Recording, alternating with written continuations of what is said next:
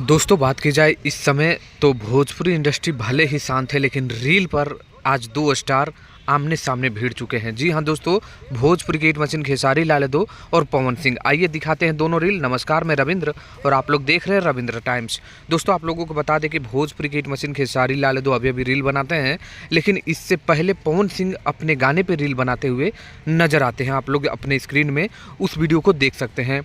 मतलब जिम से निकलते हुए ये वीडियो आप लोगों के बीच देखने को मिल रहा है। तभी मुझे लगा कि अब खेसारी लाल यादव कैसे पीछे रहेंगे। तभी आता है खेसारी लाल यादव का भी रील और आप लोग अपने स्क्रीन में देखिए। गजब तरीके से पूरी टीम के साथ खेसारी लाल यादव भी अभी अभी नए गाने जो आप लोगों को मालूम है, पायल जो आया हुआ है उस गाने पे रील बनाते हुए इस समय वो नज़र आए हैं।